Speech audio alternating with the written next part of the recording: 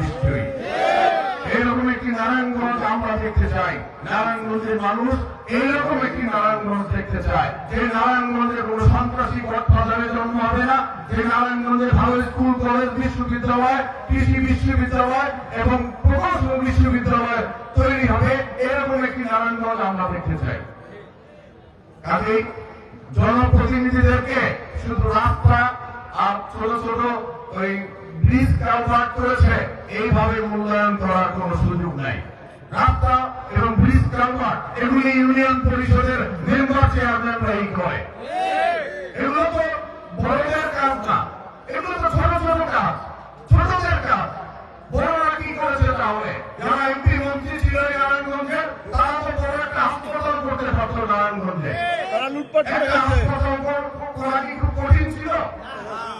নারায়ণগঞ্জে এত jute mill ছিল, অনেক মানুষের জুট মিলে চাকরি করে যক্ষা হতো।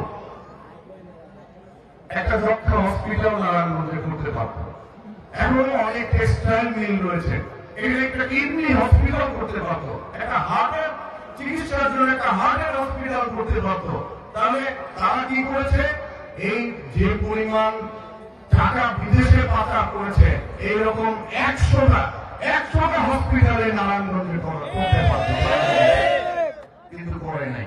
আজকে আপনারা চিকিৎসা নেবেন, আপনাদের চিকিৎসার জন্য যদি নারায়ণগঞ্জে একটা চিকিৎসা কেন্দ্র থাকতো, তাহলে কিন্তু ঢাকায় গিয়ে আপনাদের কষ্ট করতে হতো না।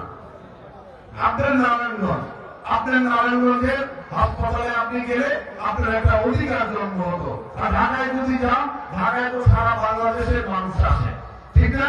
ওখানে গিয়ে আপনাকে অনেকটা বিন্দেশি মনে হয় ঢাকায় গেলে। আর নারায়ণগঞ্জে যদি হতো, আপনি নারায়ণগঞ্জের মানুষ, আপনি নারায়ণগঞ্জে গিয়ে চিকিৎসাটা দ্রুত নিতে পারতেন, আপনার একটা অধিকার থাকতো।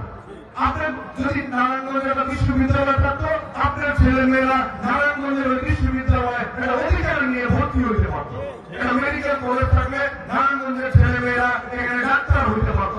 ডাক্তার হইয়া আমাদের আনাচে কানাচে প্রত্যেকটা অঞ্চলে, প্রত্যন্ত অঞ্চলে শিক্ষা এবং চিকিৎসার ব্যবস্থা তারা করতে পারত। এইভাবে আমাদের